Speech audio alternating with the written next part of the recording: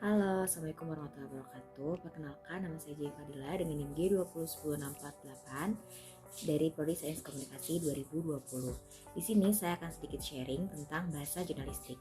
Yuk simak ada apa aja di bahasa jurnalistik.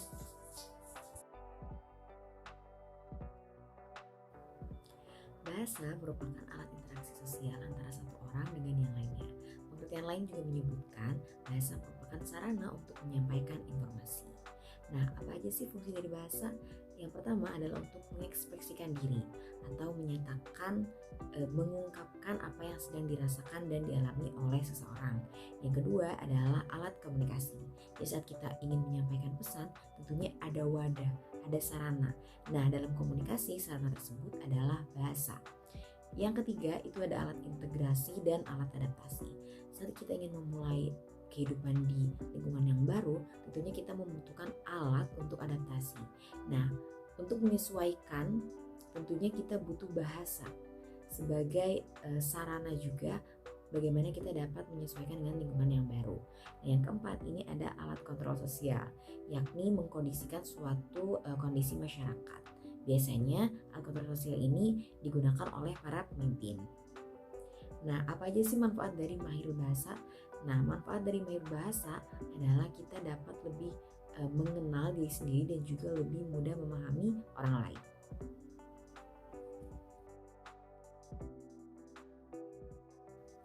Bahasa jurnalistik menurut Rosihan Anwar adalah bahasa yang digunakan oleh wartawan atau disebut juga sebagai bahasa pers. Nah, beberapa sifat khas yang dimiliki oleh bahasa jurnalistik adalah jelas, lugas, singkat, padat, sederhana, dan juga menarik.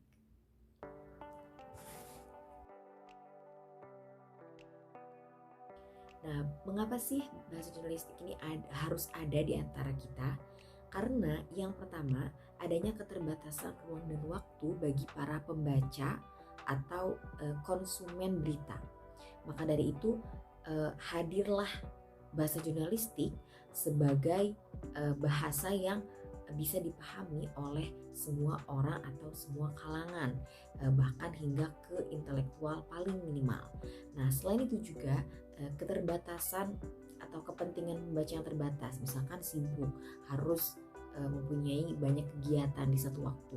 Maka dari itu bahasa jurnalistik hadir secara singkat, jelas, dan padat untuk orang-orang yang memiliki kesibukan tingkat tinggi agar mereka juga tetap up to date dengan berita-berita terkini.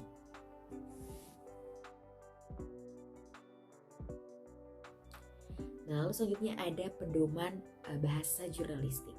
Sebelumnya, kenapa coba harus ada pedoman bahasa jurnalistik? Karena pembaca atau audiens itu kan heterogen. Jadi perlu adanya acuan atau pegangan agar si bahasa atau si berita ini, informasi yang dikemukakan ini tetap di jalur yang benar dan mudah dipahami oleh segala kalangan. Maka dari itu penting adanya pedoman bahasa jurnalistik. Yang pertama, ini ada melaksanakan atau menggunakan ejaan bahasa Indonesia yang baik dan benar.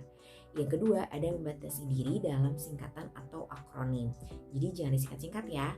Yang ketiga, tidak menggunakan imbuhan. Yang keempat, tidak menulis dengan kalimat yang pendek. Yang kelima, menjauhkan diri dari ungkapan klise atau yang memang maknanya sudah diketahui.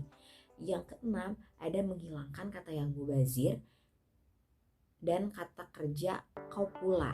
Yang ketujuh, ada mendisiplinkan pikiran. Jadi harus segera dituntaskan. Jika kita ingin membuat berita atau sedang mengemas informasi yang nanti akan disampaikan, harus segera dituntaskan, jangan ditunda-tunda. Yang kedelapan, ada menghindari kata-kata asing.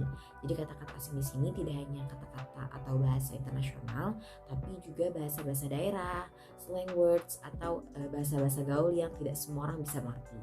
Yang kesembilan, ada menaati kaidah tata bahasa. Dan yang kesepuluh, bahasa jurnalistik ini adalah bahasa komunikatif. Jadi harus yang mudah dimengerti dan juga penyampaian pesan yang terkesan singkat, padat, dan jelas agar orang lain juga sekali tangkap langsung bisa memahami apa yang disampaikan. Cukup sekian dari saya, mohon maaf apabila ada banyak kesalahan dan terima kasih atas segala perhatian. Wassalamualaikum warahmatullahi wabarakatuh.